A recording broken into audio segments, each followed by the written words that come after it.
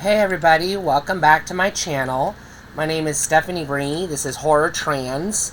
I am a transgender woman and I talk about all things horror. And today I'm sidestepping the traditional horror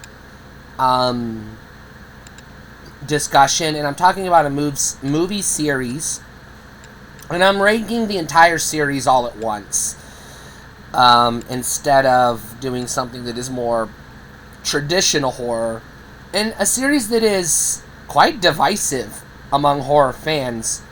Although I would argue it really shouldn't be, and I'm going to speculate that the vast majority of people who shit on these movies have never fucking seen them.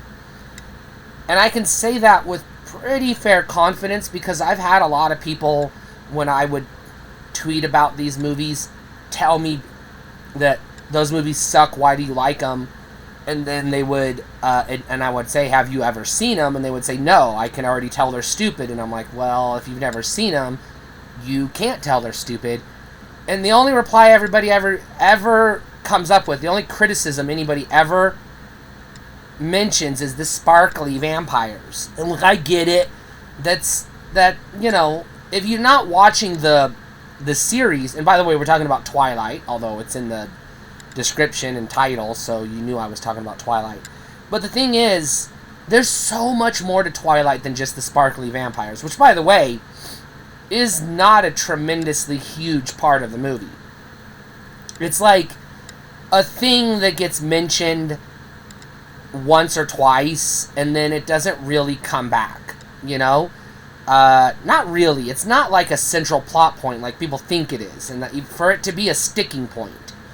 And I'm talking about the Twilight Saga as a whole. I'm not ranking, because I believe there's 5 films in the saga. And I'm not going to rank the individual films, because the Twilight Saga was not written or produced to be a single film. It's just like Lord of the Rings. You can't do a review of the Lord of the Rings and say, well, yeah, watch the Fellowship of the Ring, but you don't have to watch the Two Towers, but then you can, but the Return of the King is good. You have to watch all 3 of them. You just have to. You can't watch one without the other 2, because it's one continuous story. It's the same thing with Twilight. Twilight was conceived and produced as one continuous story. So for me to do individual recommendations per film isn't gonna work for the way I do things, because you can't watch just one Twilight film and get a whole story, because it's not written that way. It's not produced that way. It is structured that each film is a small piece of a continuing story. It's not like, you know, it's not like Star Wars, where he wrote the backstory and all that other stuff, but he had no idea that the movie was going to be a success, and so he wrote the first movie to be a self-contained movie, and then if it was a success, he could do sequels. That's the true story of how Star Wars was written. And we know from the stories that, you know, other film franchises like Nightmare on Elm Street, Friday the 13th, Halloween, Hellraiser, etc., etc., none of them were conceived as franchises. In fact, Sean Cunningham and Wes Craven and John Carpenter, all 3 wanted their benchmark films, Halloween, Friday the 13th, and Nightmare on Elm Street, respectively, to be standalone films. Sean Cunningham and John Carpenter both wanted their franchises to be anthologies. John Carpenter actually got to try doing Halloween as an anthology, whereas Sean Cunningham never got to do that with Friday the 13th, except if you want to kind of sort of talk about the TV series. But that's not the case for Twilight. Twilight is like Lord of the Rings, in that it was... The studio bought the rights to the books, and they were going to produce all of the films, regardless of how successful the first one was. Mostly because they assumed it was going to be a success anyways, based on how popular the books were. And they were right. It was a very successful film franchise. But the reason why I'm talking about Twilight on a horror channel is because people don't really give it the time of day. And I think if you watch it, you'll realize that, one, it's bloodier and gorier than you think it is. It's more tense and suspenseful. Not scary, but tense and suspenseful than you might think it is, which is good for horror. And the one thing it does exceptionally well that I think people who crap on it need to probably take a deep breath and reconsider reevaluating it is it does a really good job expanding vampire lore and werewolf lore more than not any other franchise, but more than most. You get some really deep lore with the vampires. In fact, that's the whole point of the movie series. The whole point of the story is, I don't want to spoil it for anyone who hasn't seen it, but it isn't just human girl falls in love with vampire, werewolf falls in love with human girl, love triangle soap opera. Yes, there is the love triangle soap opera. That's, mathematically speaking, roughly 1/3 of the Twilight Saga.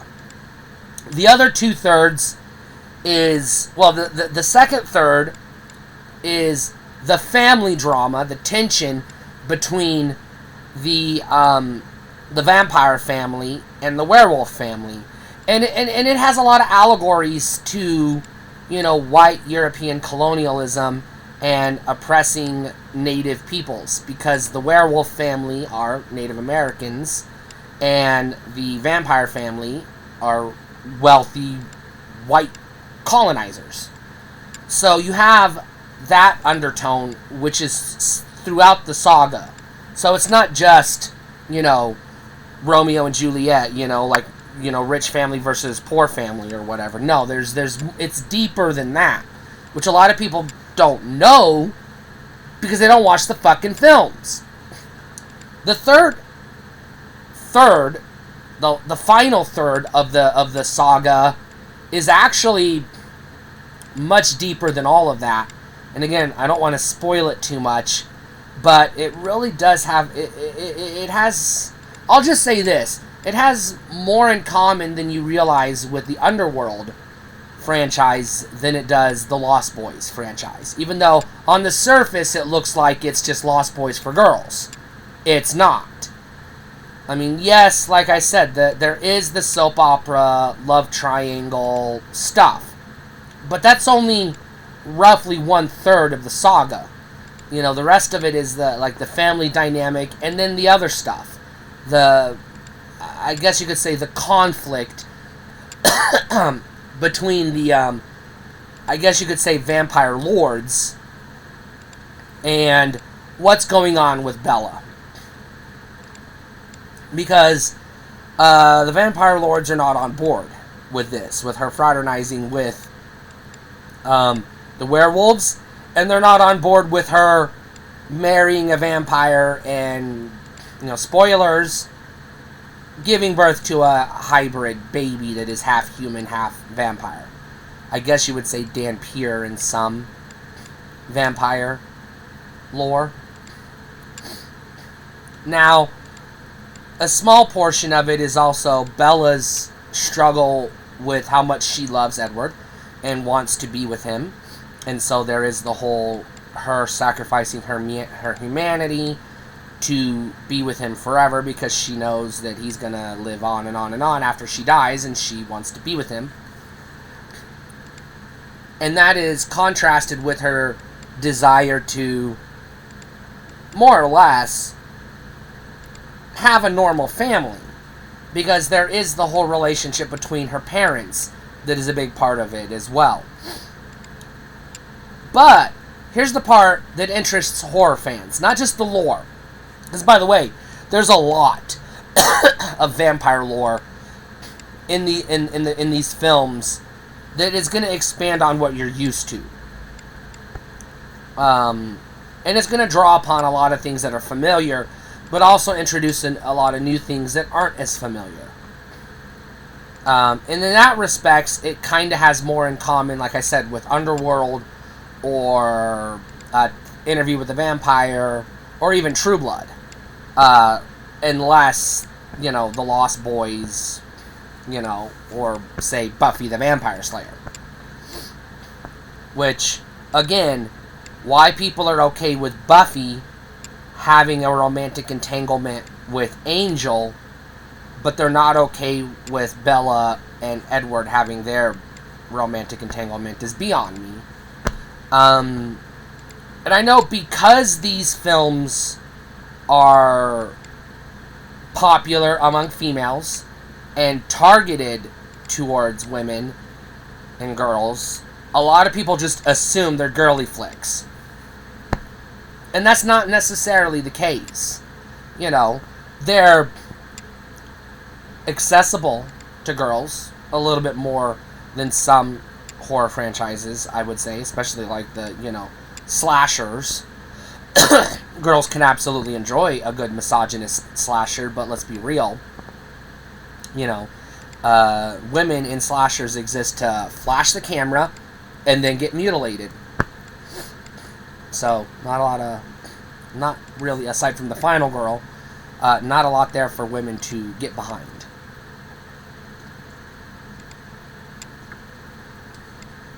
But the other thing they don't really talk about is the blood and violence and gore in the Twilight Saga.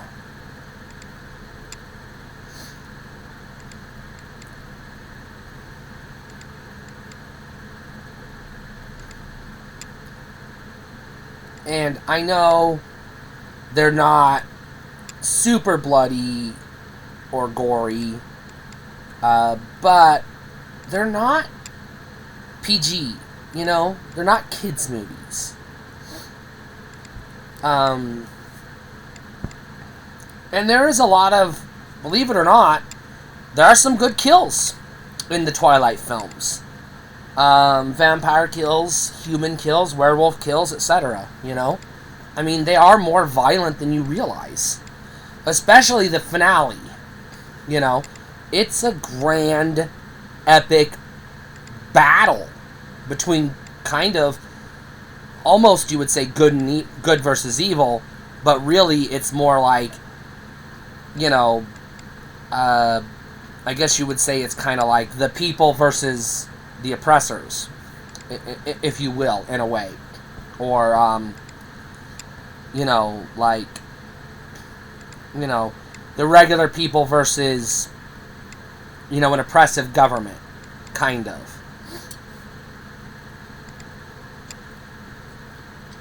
Which is a lot of what the Twilight films are actually about.